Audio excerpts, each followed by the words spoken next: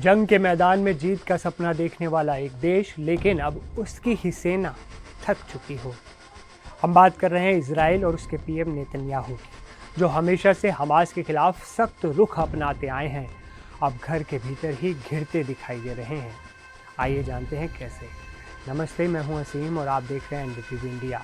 Israel और Hamas की लड़ाई 2 साल से ज़्यादा वक्त हो गया है, लेकिन नतीजा सिर्फ खून, बारूद और मौतें।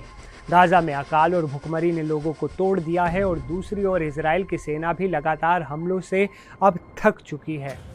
इसी बीच एक बड़ा धमाका हुआ, और ये धमाका किसी गोले का नहीं, बल्कि इजराइल के अंदर ही उठी आवाज़ का है। कैसे, जानिए।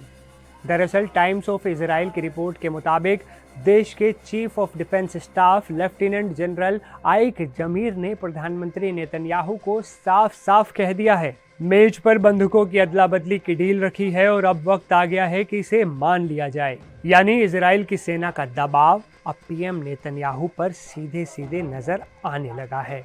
जमीर ने हाइफा नौसेना बेस पर साफ शब्दों में ये भी कहा, सेना ने डील के लिए परिस्थितियां बना दी हैं, अब फैसला प्रधानमंत्री के हाथ में है। दरअसल हमास के पास इस वक्त करीब 50 इजरायली बंधक हैं, जिनमें से 20 के जिंदा होने का अनुमान है।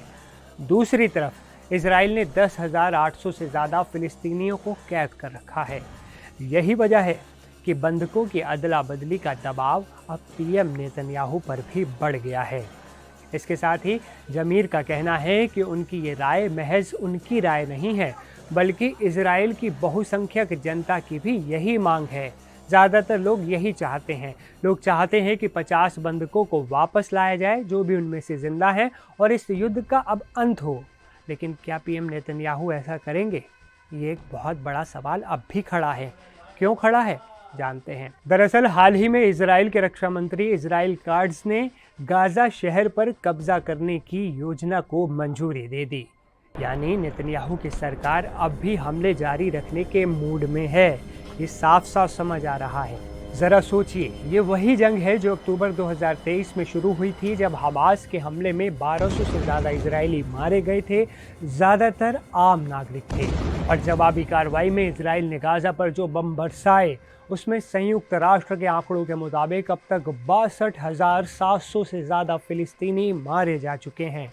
इनमें भी ज़्यादातर निर्दोष लोग ही थे।